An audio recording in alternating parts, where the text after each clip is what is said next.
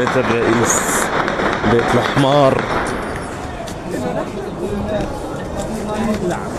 قصر جمهوري، قصر جمهوري. هاي قصر الكلب، قصر الحمار.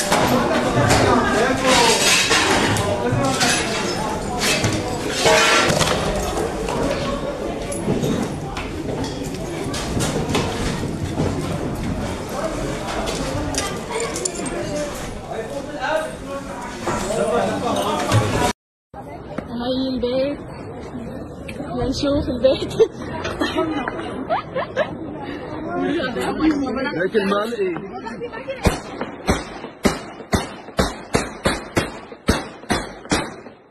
من نص بيته يا جماعة، من نص بيته. بس دقيقة بس دقيقة. بس دقيقة بس دقيقة. أحيانا الحمد لله.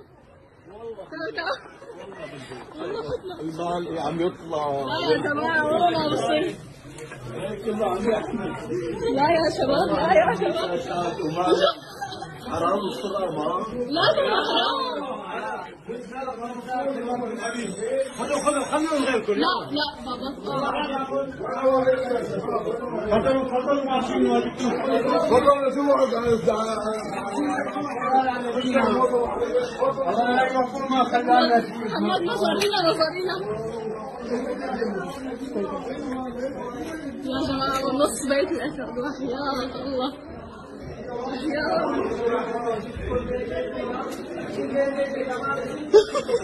أبي بيتك أمانة.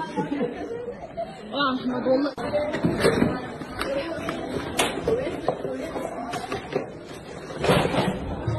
يا لك ياسين صار بالبيت. إن شاء الله يتعب.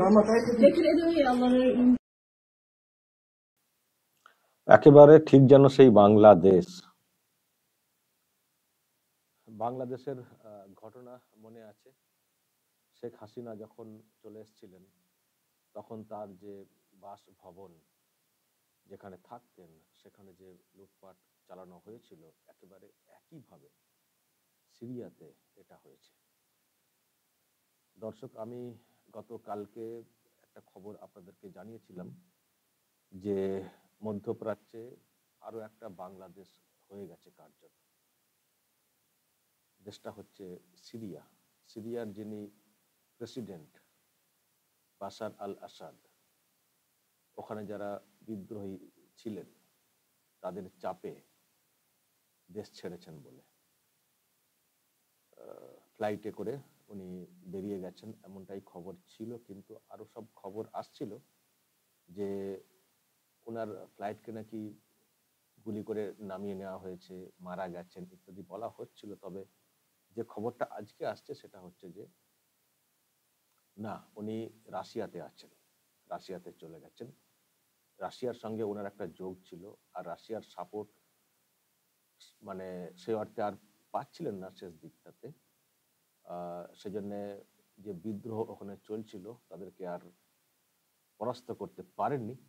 তবে রাশিয়া মানে শেষ পর্যন্ত ওনার গদি বাঁচাতে না পারলেও রিকোয়েস্টের কারণে ওনাকে নাকি আশ্রয় দিয়েছে রাশিয়া। এটা বলা হচ্ছে যে এই মুহূর্তে মস্কো ওখানে রয়েছেন বাশার আল আসাদ। ইনি এবং ইনার বাবা দুজনে মিলে 54 বছর সিরিয়াকে রাজত্ব করেছেন, শাসন করেছেন দুজনে। কিন্তু ওখানে একটা বিরোধ তৈরি হয়েছিল, 11-র পর থেকে গৃহযুদ্ধ টাইপের হয়ে যাচ্ছিল এবং ওখানে অনেক সব ইন্টারন্যাশনাল ইকুয়েশন কাজ করে। আমি তো সেটা নিয়ে গতকালকে একটা লম্বা ভিডিও তৈরি করেছি। দেখুন সিরিয়ার অবস্থান, এদিকে দেখুন এক সাইডে ইরাক আছে, তুরস্ক আছে, ইরাকের পরে ইরান আছে। ইরানের সঙ্গে একটা ভালো যোগ ছিল এই বাশার আল আসাদের। তারপরে লেবানন, ইসরায়েল, সব এখানে একটা অন্য চরিত্র আছে, এই এলাকার ইকুয়েশন আছে। আমি সেই সব নিয়ে একটা লম্বা ভিডিও গতকালকে করেছি। কোত্থেকে কি মানে কোত্থেকে কি বিষয়টা হয়েছে, কার পেছনে কারা থাকতে পারে, এই সব নিয়ে আমি বলেছি। দর্শক যারা দেখেননি আমার গতকালকের ভিডিওটা দেখে নেবেন। তো যাই হোক, সে তো হলো ওটা ব্যাপার। কিন্তু আমার আজকের এই খবরটা দেখে একেবারে সেই বাংলাদেশকে মানে মনে পড়ে যাচ্ছিল যে বাংলাদেশে আমরা এই একই রকম দেখেছিলাম হাসিনার বাসভবনে ঢুকে সব জিনিসপত্র বের করে নিয়ে চলে যাওয়া, একেবারে একই কায়দায় সিরিয়ার এই যে চলে যাওয়া প্রেসিডেন্ট বাশার আল আসাদ, তারও বাসভবন থেকে সব জিনিসপত্র লুট করে নিয়ে এলাকার লোকজনেরা সব চলে যাচ্ছেন। থালা বাসন চেয়ার টেবিল আর সব ভিডিও দেখছিলাম, সব লুট করে নিয়ে চলে যাচ্ছেন। একটা বহুতল বাড়ি, একেবারে বিলাস বহুল একটা বাড়ি, সেখানে থাকতেন প্রেসিডেন্ট। তার বাড়িতে এলাকার সব লোকজন যারা বিরোধী বিক্ষুব্ধ সব দেখুন, সব বাচ্চা বুড়ো সবাই ঢুকেছেন, যা পাচ্ছেন সব ওখান থেকে চেয়ার টেবিল দেখছিলাম, সব নিয়ে চলে যাচ্ছেন, সব মানে নিয়ে যেখানে যা আছে সব নিয়ে চলে যাচ্ছেন। শুধু ওই রকম কোনো দৃশ্য দেখা যায়নি যে ওখানকার লোক ওই বাশার আল আসাদের জাঙ্গিয়া বা অন্য কিছু নিয়ে যাচ্ছেন বলে দেখাতে, সেটা কিন্তু দেখতে পাওয়া যায়নি, যেমনটা দেখেছিলাম বাংলাদেশে। নিশ্চয়ই আপনাদের হয়তো মনে আছে শেখ হাসিনার বাসভবনে যাওয়ার পরে মানে কি হয়েছিল, লুটপাট কি হয়েছিল এবং কি সব মানে দৃষ্টিকটুও বলবো, মানে এমন করা হয়েছিল, কুৎসিত লেগেছিল। ওগুলোকে নিয়ে যা করা হয়েছিল আমি আপনাদেরকে দেখাতে চাই আজকের দিনে। বাংলাদেশ তো এখন খুব আলোচনার শীর্ষে চলে এসছে, তো আজকে আরো একবার দেখাতে চাই সেই ভিডিও, হয়তো আপনাদের মনে আছে।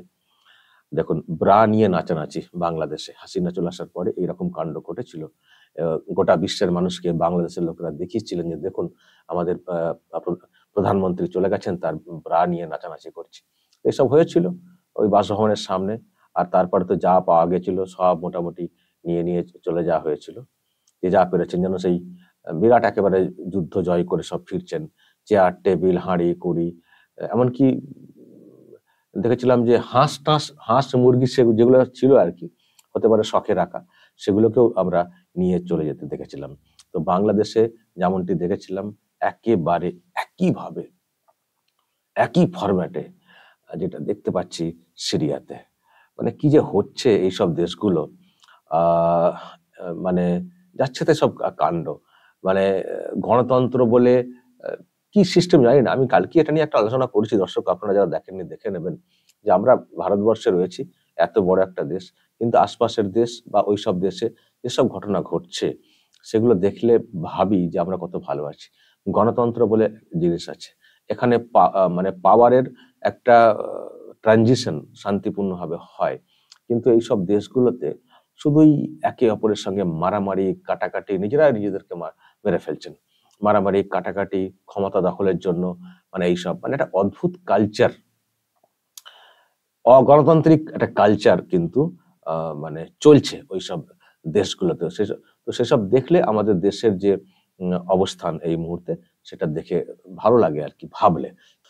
দর্শক বলবেন যা সব চলছে, যদি কিছু বলার থাকে অবশ্যই বলবেন, কমেন্ট বক্সে নজর রাখবেন আরামবাগ টিভিতে।